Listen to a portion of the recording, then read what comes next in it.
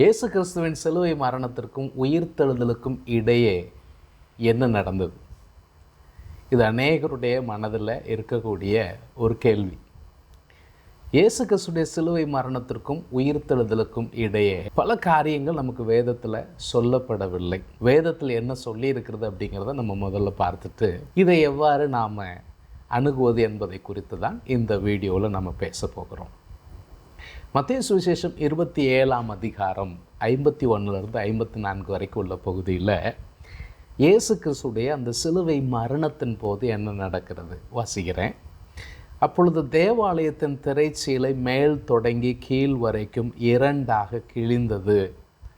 பூமியும் அதிர்ந்தது, கன்மலைகளும் பிளந்தது, கல்லறைகளும் திறந்தது. நித்திரை அடைந்த அநேக பரிசுத்தவான்களுடைய சரீரங்களும் எழுந்திருந்தது. அவர் உயிர்த்தெழுந்த பின்பு, இந்த வார்த்தை நீங்கள் கவனிக்கணும், அவர் உயிர்த்தெழுந்த பின்பு அவர்கள் கல்லறைகளை விட்டு புறப்பட்டு பரிசுத்த நகரத்தில் பிரவேசித்து அநேகருக்கு காணப்பட்டார்கள்.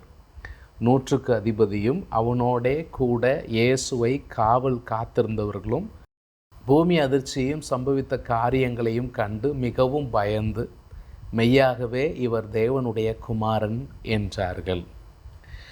இந்த பகுதியில் இந்த பரிசுத்தவான்களுடைய சரீரங்கள் எழுந்தது அப்படிங்கிறது கூட இயேசு மரித்த உடனே அவர்கள் எழுந்து ஜனங்களுக்கு காணப்பட்டார்கள்னு சொல்லலை.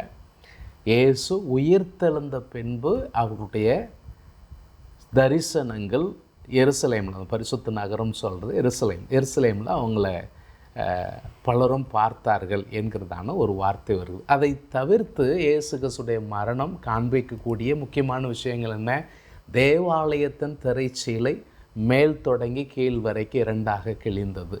இது எல்லோரும் தேவனுடைய சமூகத்தில் பிரவேசிக்கிறதற்கான அந்த ஒரு சிலாக்கியத்தை இயேசு கிறிஸ்துவின் சிலுவை மரணம் தருகிறது என்கிறதான சத்தியத்தை நமக்கு சொல்லுது. 2வது என்ன நடக்கிறது? பூமி அதிர்ச்சி, கன்மலைகள் பிளந்து போனது, கல்லறை திறந்தது. 3வதாக இதை கண்டவர்கள் எப்படிப்பட்ட சாட்சி சொன்னார்கள்? 100க்கு அதிபதி அவனோடு கூட இருந்தவர்கள் மெய்யாகவே இவர் தேவனுடைய குமாரன் என்று சொன்னார்கள். இதை தவிர்த்து வேறு என்ன நடந்தது அப்படின்னா, இயேசு மரித்த பின்பு இந்த பிரதான ஆசாரியர்களும் பரிசேயர்களும் பிலாத்துவினிடத்தில் போய் அவன் ஏற்கனவே உயிரோடு இருக்கும் பொழுது 3வது நாளில் உயிர்த்தெழுவேன்னு சொல்லிட்டு ரொம்ப பேசியிருக்கிறான். இப்பொழுதும் அவன் அடக்கம் பண்ணப்பட்ட பின்பு அவனுடைய சீஷர்கள் போய் அவனுடைய உடலை எடுத்துக்கொண்டு அவன் உயிர்த்தெழுந்து விட்டான் என்று பேசி விடுவார்கள். அது ரொம்ப மோசமாக போயிடும். ஆகவே நீர் இந்த கல்லறைக்கு காவல் வைக்க வேண்டும் சொல்லும்போது அவர் சொல்கிறார், உங்களுக்கு தான் காவலாளிகள் இருக்கிறாங்களே, நீங்கள் அவர்களை வைத்து காவல் வைத்து கொள்ளுங்கள் அப்படிங்கிறத சொல்கிறார். இதை தவிர்த்து வேறு பெரிய விசேஷங்களாக சொல்லுகிறதற்கு சுவிசேஷ புத்தகத்தில் வேறு எதுவும் இல்லை. ஆனால் அநேகர் என்ன சொல்லுகிறார்கள் அப்படின்னா, இயேசு கிறிஸ்து மரித்த பின்பு நரகத்திற்கு சென்றார் அல்லது பாதாளத்திற்கு சென்றார், அங்கே தன்னுடைய வெற்றியை பிரகடனப்படுத்தினார் என்கிறதான தொனியில் சில வசனங்கள் வருகிறதை அநேகர் நம்புகிறார்கள். அந்த வசனங்களை நம்ம முதல்ல வாசிச்சிடலாம். எபேசியர் 4ஆம் அதிகாரம் 8 முதல் 10 வரைக்கும் உள்ள வசனங்கள். ஆதலால் அவர் உன்னதத்திற்கு ஏறி சிறைப்பட்டவர்களை சிறையாக்கி மனுஷர்களுக்கு வரங்களை அளித்தார் என்று சொல்லியிருக்கிறார். ஏறினார் என்பதினாலே அவர் அதற்கு முன்னே பூமியின் தாழ்விடங்களிலே இறங்கினார் என்று விளங்குகிறதல்லவா? இறங்கினவரே எல்லாவற்றையும் நிரப்பத்தக்கதாக எல்லா வானங்களுக்கும் மேலாக உன்னதத்திற்கு ஏறினவருமாய் இருக்கிறார்.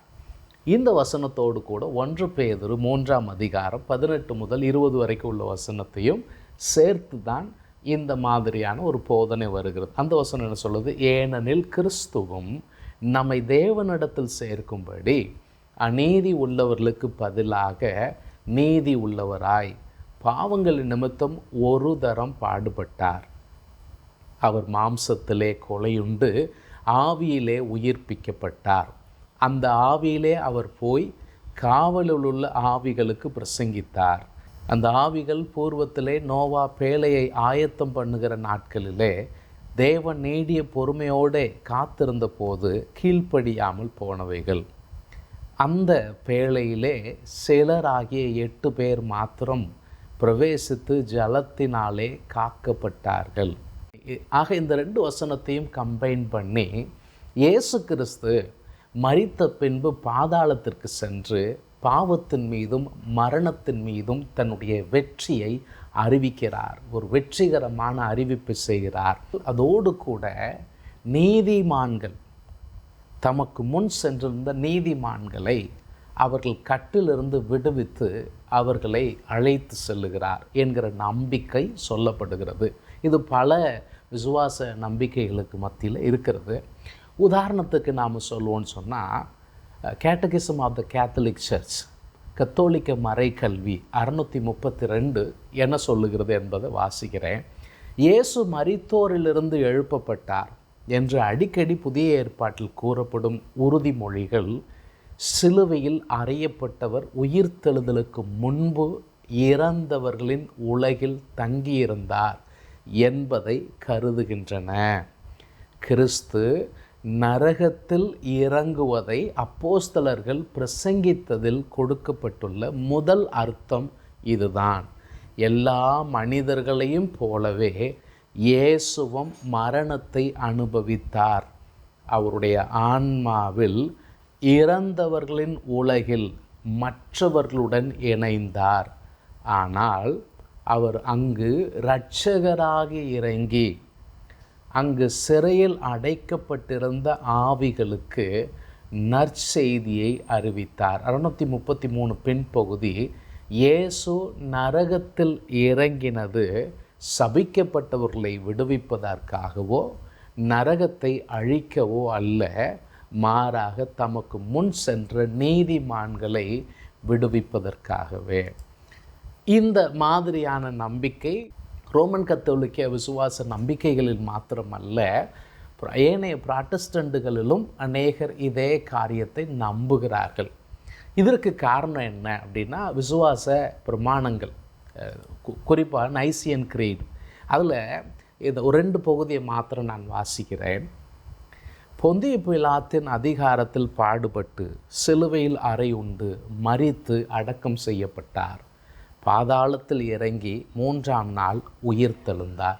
இந்த இடத்துல பயன்படுத்துகிற பாதாளம் என்கிற வார்த்தை, அதற்கு 2 விதமான அர்த்தங்கள் சொல்லலாம். அது ஷியோல் என்கிறதான ஒரு எபிரேய வார்த்தையை பயன்படுத்துகிறார்கள். இந்த ஷியோல் என்கிறதான பதமானது நரகம் என்பதற்கும் இதே பதத்தை பயன்படுத்த முடியும். இதில் தான் அந்த கன்ஃபியூஷன் வருகிறது. ஆகவே அன்றைக்கு அவர்கள் ஷியோல் என்பதை எப்படி புரிஞ்சுக்கிட்டாங்கன்னா, ஒருத்தர் மரித்தால் அவர் பாதாளத்திற்கு போகிறார். அதனால தான் பழைய ஏற்பாட்டில் உம்முடைய பரிசுத்தவானின் அழிவை காண ஒட்டீர், அவனை பாதாளத்தில் விடீர் என்கிறதான வார்த்தையெல்லாம் வருகிறதை பார்க்க முடிகிறது. சரி, இப்போ நம்ம நேரடியாக கேள்விக்கு வருவோம்னா, இயேசு கிறிஸ்து மரித்த உடனே அவர் தேவனுடைய சந்நிதிக்கு சென்றாரா அல்லது பாதாளத்திற்கு சென்றாரா என்கிற கேள்வியை கேட்டால், இயேசு சிலுவையில் அறையப்பட்டிருந்த பொழுது அவரோடு கூட பேசின அந்த கல்லனுக்கு இயேசு என்ன சொன்னார் என்பதை நாம் அங்கே கவனிக்கணும். இன்று என்னுடனே கூட பரதீசில் இருப்பாய் அப்படிங்கிறத சொல்லியிருக்கிறார். அப்போ பரதீசு என்பது பரிசுத்தவான்கள் இருக்கக்கூடிய, மரித்த, கிறிஸ்துவுக்குள் மரித்த அல்லது பழைய ஏற்பாட்டு பரிசுத்தவான்கள் மரித்த ஒரு இடமாக அல்லது பரலோகத்திற்கு வேறொரு பெயராகத்தான் சொல்லப்படுகிறது என்பதை நாம் இந்த இடத்துல ஞாபகப்படுத்தணும். ஏன் அப்படின்னா, 2 கொரிந்தியர் 12ஆம் அதிகாரத்தில் பவுல் தன்னை குறித்து சொல்லும் பொழுது சொல்கிறார், அந்த மனுஷன் பரதீசுக்குள் எடுக்கப்பட்டு மனுஷர் பேசப்படாததும் வாக்கு கேட்டாததுமான வார்த்தைகளை கேட்டான் என்று அறிந்திருக்கிறேன். அப்போ நான் புரிந்து கொள்வது பரதீசு என்பதற்கும் பரலோகம் என்பதற்கும் பெரிய வித்தியாசம் இல்லை என்பதைத்தான் புரிந்து கொள்ளுகிறேன். அதோடு கூட இயேசு கிறிஸ்து அவர்களுக்கு உயிரோடு இருந்த பொழுது பரிசேயர்களுக்கு கொடுத்த ஒரு அடையாளம், இந்த சந்ததியார் அடையாளத்தை கேட்கிறார்கள். என்ன அடையாளம் கொடுக்க முடியும்? யோனாவின் அடையாளம். யோனா மீனின் வயிற்றில் 3 இரவு பகல் இருந்தது போல மனுஷகுமாரனும் பூமியின் வயிற்றில் இருப்பார். எளிமையாக என்ன சொல்ல வருகிறார்னா, இயேசு கிறிஸ்துடைய சரீரம் அடக்கம் செய்யப்படும், மரித்து அவர் அடக்கம் செய்யப்படுவார் என்பதைத்தான் அவர் இந்த பகுதியில் சொல்லுகிறார் என்பதை நம்ம புரிஞ்சுக்கணும். இதை நீங்கள் இன்னும் புரிகிறதுக்காக இன்னொரு வசனத்தை சொல்லுவோன்னா 139 சங்கீதம் 15 16 வசனம். நான் ஒளிப்பிடத்திலே உண்டாக்கப்பட்டு பூமியின் தாழ்விடங்களிலே விசித்திர வினோதமாய் உருவாக்கப்பட்ட போது என் எலும்புகள் உமக்கு மறைவாயிருக்கவில்லை. என் கருவை உம்முடைய கண்கள் கண்டது. என் அவயவங்கள் ஒன்றாகிலும் இல்லாத போதே அவைகள் அனைத்தும் அவைகள் உருவேற்படும் நாட்களும் உமது புஸ்தகத்தில் எழுதியிருந்தது.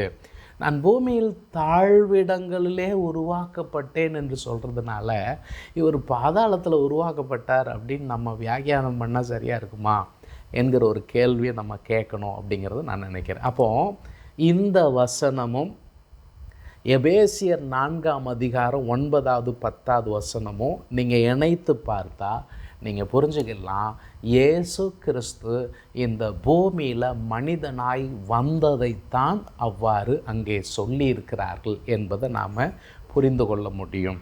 சரி, அப்போ இயேசு கிறிஸ்து மரிக்கும்போ அவருடைய அந்த பாவ பிராயச்சித்த செயலை குறித்து வேதம் என்ன சொல்லுகிறது? நிறைய வசனங்களை சொல்லலாம். எபிரேயரில் ஒரு 2 வசனத்தை மாத்திரம் நான் காண்பிக்க விரும்புகிறேன். எபிரேயர் 1:3 தம்மாலே தானே நம்முடைய பாவங்களை நீக்கும் சுத்திகரிப்பை உண்டு பண்ணி உன்னதத்தில் உள்ள மகத்துவமானவருடைய வலது பாரிசத்திலே உட்கார்ந்தார். இன்னொரு வசனம், கிறிஸ்துவானவர் வரப்போகிற நன்மைக்குரிய ஆசாரியராய் வெளிப்பட்டு கையினால் செய்யப்படாததாகிய இந்த சிருஷ்டி சம்பந்தமான கூடாரத்தின் வழியாக அல்ல, பெரிதும் உத்தமமான கூடாரத்தின் வழியாகவும் வெள்ளாட்டுக்கடா இளம் காளை இவைகளுடைய இரத்தத்தினாலே அல்ல, தம்முடைய சொந்த இரத்தத்தினாலும் ஒரே தரம் மகா பரிசுத்த ஸ்தலத்திலே பிரவேசித்து நித்திய மீட்பை உண்டு பண்ணினார். அப்போ இந்த வசனங்கள் நமக்கு நேரடியாக அவர் இந்த செயலை செய்யும் பொழுது பூமியிலே இது நடந்தாலும் இவர் கைகளினால் செய்யப்படாத அந்த கூடாரத்திற்குள் தான் தம்முடைய பிராயச்சித்தத்தை தேவனுடைய சமூகத்தில் தான் செய்தார் என்பதை சொல்லுகிறதை நாம் பார்க்க முடிகிறது. இயேசு மரிக்கும்போது என்ன சொன்னார்? இதை நம்ம கவனிக்கிறது ரொம்ப பிரயோஜனமாக இருக்கும். 4 சுவிசேஷத்துலேயும் அதை சொல்லியிருக்கிறது. மார்க்கு மத்தேயு என்ன சொல்கிறாங்க? மார்க்கு சொல்கிறார், இயேசு மகா சத்தமாய் கூப்பிட்டு ஜீவனை விட்டார். மத்தேயு சொல்கிறார், இயேசு மறுபடியும் மகா சத்தமாய் கூப்பிட்டு ஆவியை விட்டார். அப்படின்னா அவர் எங்கே போயிருக்கணும்? பிதாவினிடத்தில் தானே போயிருக்க வேண்டும். யோவான் என்ன சொல்கிறார் பாருங்க, இயேசு காடியை வாங்கின பின்பு முடிந்தது என்று சொல்லி தலையை சாய்த்து ஆவியை ஒப்பு கொடுத்தார். லூக்கா என்ன சொல்கிறாரு? இயேசு பிதாவே உம்முடைய கைகளில் என் ஆவியை ஒப்புவிக்கிறேன் என்று மகா சத்தமாய் கூப்பிட்டு சொன்னார். இப்படி சொல்லி ஜீவனை விட்டார்.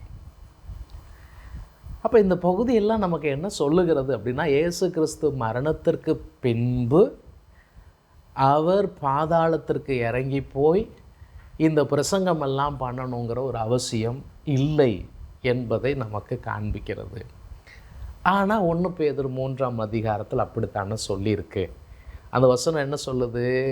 அந்த ஆவியிலே அவர் போய் காவலில் உள்ள ஆவிகளுக்கு பிரசங்கித்தார். அந்த ஆவிகள் பூர்வத்திலே நோவா பேழையை ஆயத்தம் பண்ணும் நாட்களிலே தேவன் நீடிய பொறுமையோடு காத்திருந்த போது கீழ்ப்படியாமல் போனவைகள். அந்த பேழையிலே சிலராகி 8 பேர் மாத்திரம் பிரவேசித்து ஜலத்தினாலே காக்கப்பட்டார்கள்.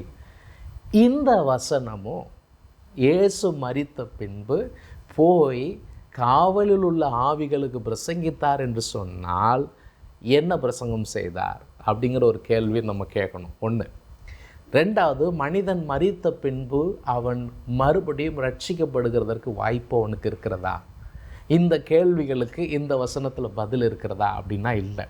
இதோடு கூட இன்னொரு விஷயமும் சொல்லியிருக்கிறது, இவர்கள் கீழ்ப்படியாமல் போன ஆவிகள் அப்படிங்கிறதையும் சொல்லியிருக்கிறாரு. அப்போது ஒருவர் மரித்த பின்பு அவருக்கு மீட்பிற்கு வழி இல்லை என்றால் அவருக்கு ஏன் பிரசங்கம்? இப்போ ஏன் அந்த பிரசங்கம் பண்ண வேண்டும்? அந்த காலத்துக்கு அப்புறம் எத்தனையோ பேர் கீழ்ப்படியாமல் போனவர்கள், அநீதியாய் மரித்து போனவர்கள், ஏன்னா நிறைய பேர் இருக்கிறாங்களே, அவர்களுக்கு ஏன் இந்த பிரசங்கம் செய்யப்படவில்லை? அப்போ இந்த வசனத்தை எப்படி புரிஞ்சுக்கிறது அப்படின்னா, இந்த வசனத்தை புரிகிறதற்கான ஒரு க்ளூவை அப்போஸ்தலனாகிய பேதுரு முதல் அதிகாரத்தில் சொல்கிறார். அது என்ன?